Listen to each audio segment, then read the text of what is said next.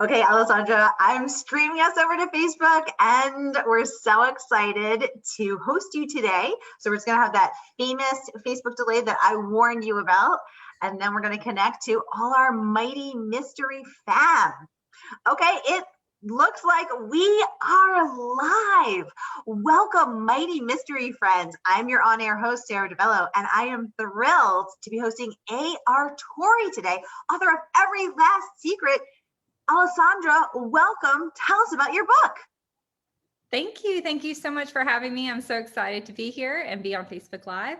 Every Last Secret is a domestic suspense. So it's about like this golden couple that lives in a really upscale area of San Francisco, and what happens when another couple moves into the like run down, tear down house that's next to them. And what happens is their lives start to intersect in interesting ways. The opening scene is of a murder investigation. And then it goes like 2 or 3 months earlier, and then the story unfolds through there, and it goes back and forth to the murder investigation. So it is a mystery or a domestic suspense. And I love this book. It released today. So I'm really excited to be here with you. Yay! Well, we're excited to have you. And I want to welcome all our mighty mystery friends and fam here on Facebook. I see Gail is logging on, Joanne, Christy. Welcome, everybody. Gail saying, happy pub day, Alessandra. Yes, happy pub day. Thank you so much for spending your pub day with us and telling us all about your domestic suspense. We can't wait to get into all the nitty gritty. If you're new to watching the Mighty Mystery series, welcome. We're so excited to have you. Here's how it works. This is your time to have access to our featured author of the day. You can ask Alessandra anything about her writing practice, her book, her life off the page, how the secret story behind Every Last Secret, anything that you have been curious to ask. You're also welcome to just hang out and listen in. We're so happy to have you. So if you do have a question, just go ahead and type it right there in the comment box, and I'll get it over to Alessandra and she'll respond. Now, I know it always takes me a moment or two. Okay, sometimes a long time. Thinking of a question, right? Yeah. Usually it's 3 a.m. the next day. So while everyone's thinking of their questions, I have got to share a few words of praise because this book is blazing up screens everywhere. Kirkus review, raving deliciously, sublimely nasty. Mean Girls for Grown-ups. Wow, what a sizzling review from Kirkus. Congratulations. Publishers Weekly saying, Torre keeps the suspense high. Readers will be riveted from page one. I love to be riveted, and I want to know how you did that. Mystery Suspense Magazine says, a chilling domestic thriller about power and deception. This latest novel has all the elements to keep the reader enthralled with just enough darkness to provide needed twists for a complex plot. Taryn Fisher, who's coming on the show in January, raves a glamorous and seductive novel that will suck you in and knock you sideways. I love this story, these characters, and the raw emotion they generated in me. I devoured every word. Exceptional. Wow. And I could go on and on because there's so many. Alessandra, tell us, Karen saying, welcome Karen to the audience. So Alessandra, tell us, how do you write a book that earns this kind of praise? What's your secret? What's your secret? My secret is I've written a lot of books. So I cannot read my first book. It is painful for me to read because it's so horrifically bad. But I've gotten better. Every Last Secret was my 23rd novel, and I've gotten better with every single book. And certain books are more intimidating than others. This book wasn't. I didn't struggle too much with this novel. But I think I have gotten better with my storytelling as my novels have gone on. And that really, I'm a self-taught author. That really came from just reading a lot. I just grew up, I was that bookworm that just always read. And that was the best training I could ever get to be a writer, is figuring out what I liked in a story, how I liked a story to be told. And yeah. I love that. Also, lifelong bookworm here. I'm going to turn over to our audience. Are you a lifelong bookworm, or are you new to reading? Did the pandemic awaken a new desire to read in you? Let us know in the comments. Welcome, Mary. So, and of course, if you have any other questions, just go ahead and type them in the chat box. But I so agree with that. I so resonate with that. I'm a lifelong bookworm. I was always that kid and the young adult, and now an adult with her nose in a book. And it is such a great way to learn to appreciate and love good prose. And I always tell myself, I always get a notebook out and I say, I'm going to polish my craft by analyzing this book. And then I get sucked into the story and forget to analyze again.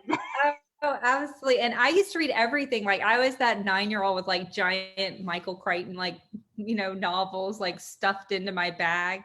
And reading a lot. I read whatever I had access to. And that wasn't always what I would have picked for myself, but it was good because it gives you, exposure to different genres. And my first book I wrote was a romance, and I'd never, ever, that was the one genre I never read because I wasn't around romance novels. That wasn't anything I gravitated towards. And I didn't know like the rules of romance. Like I was breaking rules right and left and doing things I wasn't supposed to be doing in romance novels. And when I started writing suspense, which was really my love, and that was really where I wanted to go. I had an audience and fans and money over in romance.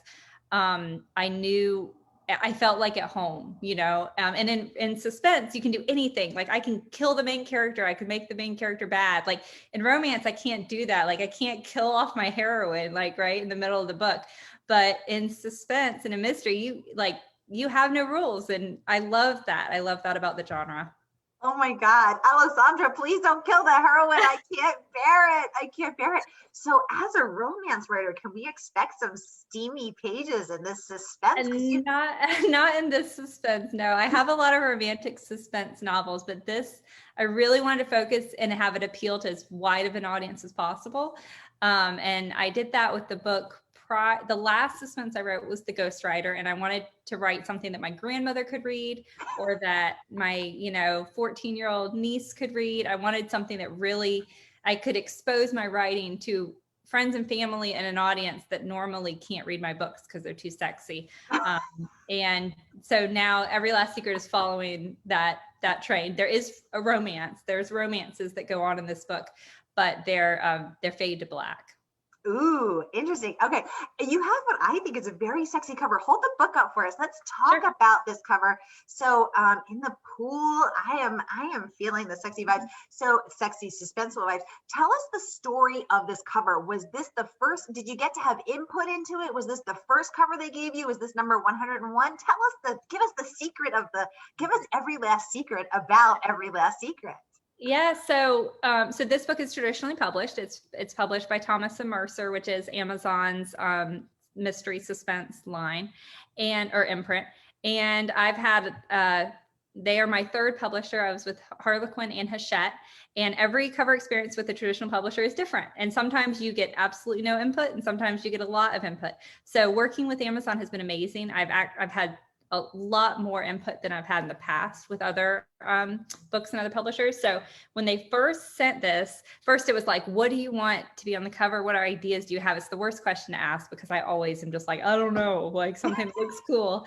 But what was important to me was that there was a lot of color in the cover because most of my books, you can't see because their spines are turned down and these are foreign edition. But most of my books are very colorful. So I wanted something with rich color. Ooh. And then they gave me, they had this picture of these two girls. These are two girls in the pool. So this girl, they were both brunette, but I needed this girl to be blonde. So they changed her hair color to blonde. And then we changed this whole background. This was just like, actually, I don't think it was anything. I think the photo ended right here. And so I wanted something that looked very rich and upscale and kind of like Secret Garden-ish. So that's what we did up here. And so this is actually like 3 or 4 photos all photoshopped together. They really did a fantastic job. And I have heard some reader complaints that there is no scene with both women in the pool. But I still really loved how this just feels suspense, so it kind of like this girl's kind of sneaking up on the other one. So this really fit. The book is really about the relationship, friend. It's not a romantic relationship, but the relationship that grows between these two women that really turns toxic. So it was important that they were both on the cover. Absolutely. Well, I absolutely love the cover. I'm surprised to hear there's been some reader criticism because I look at it and I get it. I know it's going to be a story about upscale. I know it's going to be about two women. I feel somewhat stressed, maybe because it's at night and so something kind of a little bit scary about being in the pool at night. Is she going to drown her? I don't know. Yeah. I got to read it and find out. This is so cool. Now, what about the title? Did that come to you in a flash of brilliance while you were driving down the street or in the shower or what how'd you get that title? It came to me in an email from the editor who said, they gave me two options, Every Last Secret and something else. I can't remember what the other one is. I should find out because a lot of people ask me this question. And out of the two, I liked Every Last Secret a lot better. The name that I had when I was writing this book was Center. Because almost everyone in this book ends up being a sinner, being guilty of something. So in some way, so I liked the name Center, but I can understand that Every Last Secret is more commercially appealing. And when you got that, were you like, yes, that captures it in the same way that cover captures it, or did it take you a little while to adjust? No, I liked it. I don't know if it wasn't instantly like, oh my God, like that's the most amazing title I've ever heard. Like it wasn't like that, but I was like, yeah, that works. Like I have no, I don't know. I'm not picky at all when it comes to my titles. And normally I'm the worst. Like if the book's done, I'm, the cover designer is sitting there waiting and I have got to come up with a cover and I have to come up with a title and I have no idea for a title. That's normally the situation I'm in. So I like working with a publisher who can just tell me a list of options and that makes my life easier. Oh, okay. Now, so this is your 23rd book, which is absolutely incredible. What an incredible accomplishment. I can't imagine producing that large of a body of work. I'm still working on book number 2. So I'm 21 books behind you. So clearly you've been writing since the age of 2. You were a child prodigy and you've done a book a year since then. Congratulations. So you're also, and this isn't, this isn't your only job. Tell us your secret other gig. We're talking secrets today here on A Mighty Blaze. Yes. I have dual lives. So I started writing actually 8 years ago. Sorry. But I started writing 8 years ago.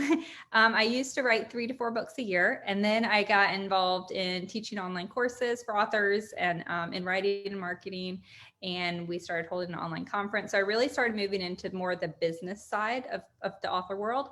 And a little over a year ago, I joined up with over 100 authors to create a tech startup, and that's called Authors AI. And we use one of our co-founders is Dr. Matt Jockers, who wrote the bestseller code. If you ever have a chance to read that book, it's a nonfiction book. It's the most interesting book ever. It analyzed best-selling authors and found commonalities between them. Like, is there a magic formula for a book, and there is. And so Matt is one of our co-founders, and we have an artificial intelligence called Marlo, and she reads a manuscript in a minute or two and gives you this beautiful report, really similar to what you would get from a developmental editor. So it talks about it actually plots out your plot arc and the highs and the lows and the twists and the turns in your book.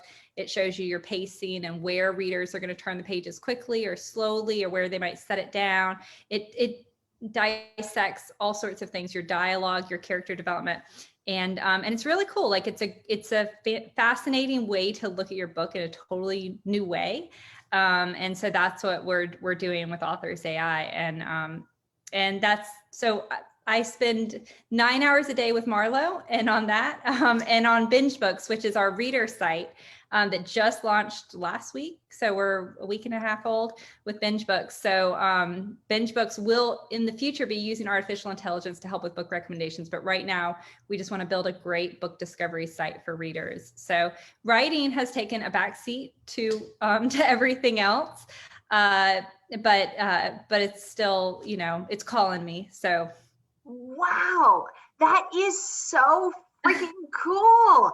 I mean, this artificial intelligence, a robot, is reading your book. So the question that is just burning up my mind: does Marlo, the artificial intelligence that you're creator of, does she read your books before you send them to your editor? Oh yeah, Marlo reads every draft. So as soon as I finish a draft, it goes to Marlo first, and I make sure that I'm not doing anything wrong, or if there is anything glaring, or if I've changed around and moved scenes a lot or changed point of views, that I haven't screwed up anything.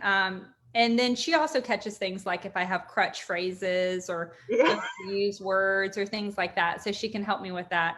And then she helps me really just polish it up as much as I can before I then send it. She doesn't replace a human editor. She can tell you that your book is slow in the beginning, or that your pacing is inconsistent, but she can't tell you like, oh, what would be great is if you had, this character do this instead. Like, she's not going to do that. She's not magic. So we're not trying to replace human editors, but if you can't afford a developmental editor, or, yours is booked out and you really need an opinion ASAP from a, non-biased individual, then Marlo is your girl. So I confess, I did a tiny bit of snooping. I mean, this is a mystery show, so I had to solve. I had to do my research. I had to solve the mystery of who is A.R. Torre. And so I checked it out, and it looks so cool. And I love that you have 3 different plans. One is free for aspiring writers. What an incredible resource and gift to the writing community. So for people who are just dipping a toe in, they can have a completely free plan and submit multiple drafts. Marlo will read them for free and provide feedback. Absolutely amazing. And then you have the pro version for people who want to, who are professional writers who want to take it to the next level.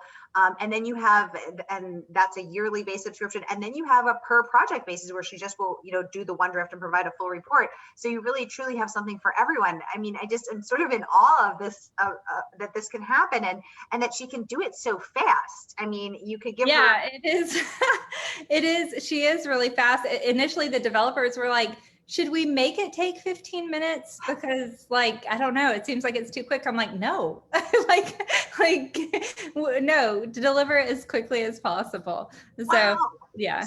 So have you tried giving her a very large book, and it's still that 1 to 2 minutes? I mean, could we give her Ulysses? Could we give her a Anna Karenina, this big of a book? You can give her, I think the longest that she's read is like 850,000 words, and it might have taken her an extra 30 seconds or something like that, but nothing noticeable to the user on their side of things. And it's interesting because she reads all sorts. She reads classics. She reads, current fiction. And she likes it all. So it's good, especially if you're like, when I first published my first book, no one read it prior to publication, right? Like, I read it 2 or 3 times. I too embarrassed to send it. It was sexy, so I couldn't send it to my family or friends, right? So I had nobody to tell me if it was any good. So I wish I had her back then, and I could run it through and get her feedback. Right. And we all have that moment of that, as writers, as creators, we have that moment of, maybe this sucks. Maybe I suck. And maybe people will, I'm too embarrassed to send it to people, or maybe they're too embarrassed to tell me I suck. So it's great to have this as that first, path. Yeah, first and immediate feedback. And she's friendly. She's not like, oh, your book's horrible. She shares like her findings. A lot of people are really intimidated actually to upload their manuscript in the beginning. Yeah. And then as soon as they see, and that's one of the reasons why we have that free plan, is because we want them to be able to get a sample of what the experience is like and what her feedback's like. And that free plan doesn't include like the Cadillac options, but that's on the pro plan. But you can still get a great sense of where your book is and how Marlo works for that free plan. It's so cool. This is so cool. I mean, I'm over here like a granny trying to figure out my computer. What is this Facebook Live? So this is sort of mind blowing. I love it. This is fantastic. So Alessandra, back to this, to every secret. It's back to your current book. So as someone who's written 23 books, who has earned, again, incredible praise for this one, for from Kirkus Review, and you know that don't come cheap. I mean, they I think the New York Times called them they're hard to, yeah. reliably cantankerous and delightfully curmudgeonly, and again, Publishers Weekly getting these rave reviews from #1 best-selling authors and the reviews sites. So what do you think, and again, having written 23 books, what's some writing advice you'd like to share with us? I mean, what do you think the key is? What have you I learned think along the the way? key, well, I always try to tell a story how it unfolds in my mind. So it's hard to do that unless you can really picture your characters and their setting. And I've had books that I really was just like trudging through, that I just I mean, it was just every word, every scene was just agonizing. And it was I can't finally, relate to that at all. yeah. Does this sound familiar? It was finally because I realized I couldn't picture my characters. Like I just didn't, I had all this plot that I knew exactly what was going to happen. And, and I was so anxious to tell it, but I had skipped over the girl, right? Who is going to be my main character. So when she would get in a conversation with someone, or if she would hit a conflict, I didn't know how she was going to react, or her tone of voice, or whether she would retreat, or whether she would, if she bumps into a stranger, she's like, oh my gosh, I'm so sorry. Or is she like, watch where you're going, So, and I didn't know like what she wore. Like, is she a moo girl? Is she, like, I don't know, a t-shirt and jeans and tennis shoes. So it wasn't until I realized that, and I was like, okay, I need to stop everything. I need to figure out this. I need a muse, really, is what I needed. And I needed to be able to picture her. So one thing that really helps me is just before I ever start writing, or early on, is I really learn my world that the characters are gonna live in, and I really learn those main characters, and where I can picture and write from inside their head and hear their voices in my head, and it's easy.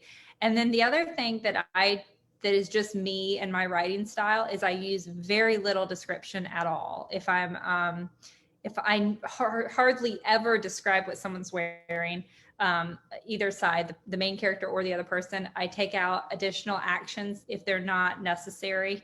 I normally pick like one action or one detail of a coffee shop. So if it's a coffee shop, I might mention one thing, like, I don't know, the scent of blueberry muffins or something like that. And that's it. And the same with like, an action. If she's like fixing breakfast, I might just mention that she's buttering toast or something like that, but I don't go through every action. And I think that causes my pacing to be a lot quicker, and tighter. And I normally do fairly short chapters, which I've also found my audience likes and mentions a lot. They at least mention it a lot. I hear that a lot in reviews. People talk about my chapter length. I've actually tried to increase my chapter length because my formatter is like, you had 114 chapters in this book. Like, you're driving me nuts. Because I wanted like cool chapter headings for everyone. And he was like, oh my gosh. Like, so I was like, okay, my next book, I promise I'm gonna have under 50. And then I was still like 62 or something. But I'm trying to make my chapters a little longer. But those are just things that I, as a writer, embrace in a novel. The other thing that I really hate in novels when I read them is I hate reading the first 2 or 3 chapters and being like, oh, like, I know it's going to happen, right? And then it's just like I'm just dredging through the rest. And I'm not a reader. If I start reading a book and it's not for me, I don't have any problem abandoning a book. I'll abandon a book 80% in as a reader. And a lot of readers are not like that. They'll stay through till the bitter end. But I'm super picky as a reader, especially once I started writing. I became the worst reader. Like, I'm so critical of books, but the main thing I want is just to keep the reader guessing. And that's really hard to do with a romance novel because you do have these rules. So it's allowed me I've learned to be a little more creative. And I also cut scenes like crazy. Like, if that scene doesn't have a purpose, if it doesn't do something important in the book, whether it's relieve tension or whatever else, then it's gone. So when I go through rewrites, I cut 15,000, 20,000 words all the time. Wow. Okay. Okay. That was my next question is, are you just a naturally to the bone person? You know, are you a person, you know, who only sees that one detail or only thinks of that one detail? You walk into a coffee shop and you only notice the scent of blueberry muffins, or do you notice it all, write it all, and then cut it down in the, you know, are you a ruthless, cold-hearted editor? I'm the first. I only mentioned one or two things from the very beginning. But what I am pretty ruthless about is cutting scenes. I'll cut entire scenes. And part of that's because a lot of times when I'm writing it, I just am trying to get 2,000 words out that day. And sometimes it causes me to just Fluff. yeah, I'm not doing a great job, but it's progressing me forward. It's a necessary part of the process. But I know even as I'm writing, I'm like, this is gonna hit the trash can later. So That's I will admit that that's something I struggle with. I'm like, not my, you know, not my beloved paragraph that I, yeah. you know, worked on for, you know, 45 minutes this morning. I'm like, farewell, old friend, you know, it's hard to let go, like, fare thee well. I actually started a little separate folder called Great Writing I May Need Later. Oh, I never throw stuff away. I mean, it goes into another folder for who knows why. I don't know. And a lot of times I'll share like deleted scenes with my readers. Yeah. But the other thing I will, even though I'll delete scenes like crazy, if I've had it before where I've written a scene and then like, I don't know, my computer didn't save it right or something, or as I'm reading through, I'm like, wait, there was a scene here. And I'll spend an entire day and a half trying to track down some scene that, you know, and then maybe I get to it, I'm like, oh, this isn't that great. But in your mind, you're like, that was such a perfect scene. Like, I can't rewrite it. Like, I need to find that scene. Yeah. Again, I can't relate to that at all. I haven't spent a week screaming and stamping around looking for the you know, the perfect scene I accidentally deleted when it would have taken me 1/10 that time to just rewrite it from just the rewrite it. Yeah, but I'm like, no, it was magical. Like, I gotta find that wording. It really did feel magical. Exactly. Okay, I'm so relieved because I was starting to feel really bad. I was like, there's something wrong with me because you're amazing. You're just like this ruthless, you know. But I wasn't like that. I wasn't like that on book 7 or book 8. I mean, it took a while for me to get that way. Okay, so there's hope for me. There's hope for me. Oh yeah. And maybe all your words are brilliant. I have a lot of crap. I'm a pantser. Oh yes, my first drafts are messy. Yeah. That must be it, Alessandra. That's it. That's my problem. I'm too good. You're too good. That's exactly what it is. That's what it is. Well, speaking of scenes, what is your favorite scene from this book without any spoiler alerts? You know, no one's asked me that. I think this is like the 15th interview I've had about this book. No one's asked me that. That's my happy dance. Yeah, there you go. I'd have to say my favorite scene is probably at the very end. And anyone who reads this book is going to be really surprised. I think this is my favorite scene. But there's a scene at the very end that's kind of depressing. Like, I mean, it causes you to think a different way about a character. And that was my favorite scene, I think, to write and to read, because you spend like so much of this book hating one character or another for a certain reason. And then I kind of turn the tables at the end. And so I like reading that scene because I kind of like evil giggle to myself, like, haha, reader, like, so I hope that I cause you to suddenly not know which side you're rooting for. Ooh, okay. So you heard it here on Mighty Mysteries. The author's favorite scene is toward the end that gave her an evil giggle that makes you think, maybe I'm not rooting for that person I've been rooting for this whole time. Okay, well, and we'll know it when we get to it, right? Yeah. It's in an apartment. Okay, perfect. Okay, perfect. What's your, and we just have one more minute, so I just want to get to this because I am dying to know, what is your weirdest writing ritual, Alessandra? Show us your weird. Goodness, my weirdest writing ritual. That's a tongue twister. I mean, do you listen to music? Are you rocking out to ABBA over there? I'd have to say I talk aloud a lot when I write, and I make all sorts of faces. Like my husband's recorded me before because I'm like, because I'm in that character's head, right? So if they're angry, so a lot of times I'll be gesturing and things like that as I'm writing, and I start getting out of control. The other thing that I do a lot when I write is I fall asleep, which I'm always like, this is a horrible sign for this book because I can't even stay awake while I'm writing. But just like how, like when I read a book at night, like I'm immediately out, even if it's a book I'm really into. I'm the same with writing. Like I'll be writing a scene and my husband's like, you're falling asleep. Like I'm mid-sentence and then my things like S, like I have S, a whole line of S's. And sometimes when I'm reading through like my edits, like there's a sentence that makes no sense. Like it's obvious that I fell asleep halfway through writing that, or I was nodding off. So I don't know why I get sleepy when I write, but it doesn't matter if it's afternoon, morning, whatever. I have the urge, and a lot of times I stop in the middle of writing and I take a nap for 20 minutes. Wow, that is weird and also cool. So I just want to make sure I'm understanding this. So you're either angry writing, or you're gesturing, or I'm asleep. Yeah, or you're just like you're just at REM 5. Yeah, absolutely. We're talking, and when you're talking, are you saying the dialogue aloud, or are you just talking? It's dialogue. It's normally dialogue, though narrative. A lot of times I'm doing it in a character's voice, but typically it's dialogue scenes. And there are times where I close the computer and I record using my voice memo app or whatever. I'll record me having a dialogue conversation between two characters, and I normally only do that if I get like stuck. If I'm really struggling with getting through, and I need 800 more words, a lot of times I'll narrate a scene. Oh, wow. That is so cool. I love that. Megan is saying fun question and LOL. I think she's LOLing at my dramatic reenacting of Alessandra slaving away at the typewriter, at the computer.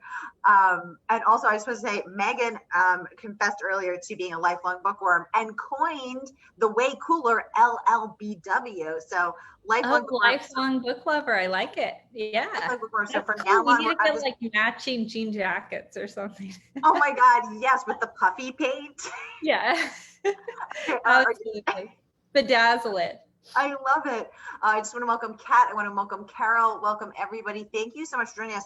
It feels like we've been chatting for 2 seconds. I mean, this is the space of Marlo reading, but we're actually almost out of time. We've gone over time actually. But Alessandra, this has been so fun and so fascinating. Thank you for telling us all about your work. Hold it up one more time. Every last secret with that gorgeous cover in the pool. And I cannot wait to dive in, earning incredible praise again from Kirkus, from Library Journal, from Publishers Weekly, from incredible New York Times bestselling authors, including Taryn Fisher. So we have just, this is going to be such a great book to read. Thank you for sharing your process. Thank you for sharing your weird. Thank you for telling us about this amazing AI. The link to all of this is in the comments. I want to thank my partner in crime, pun intended, who's been handling things over on Facebook. You're amazing, and I appreciate you. Karen saying this has been so fascinating. Thank you. Karen, I agree. This has been one of my favorite interviews. Alessandra, you're amazing.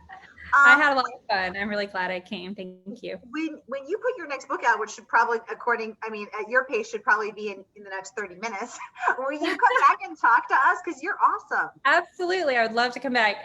One Good Lie is the next book, and it comes out sometime in the summer. So, yeah. So, okay. So it's a date. You're coming back in the summer, and we will talk to you then. Mighty Mystery Fam, thank you so much for joining us, and we will see you next time. Coming up at 4 p.m., we've got Wendy Webb. We'll see you then. Thanks again. Bye, guys.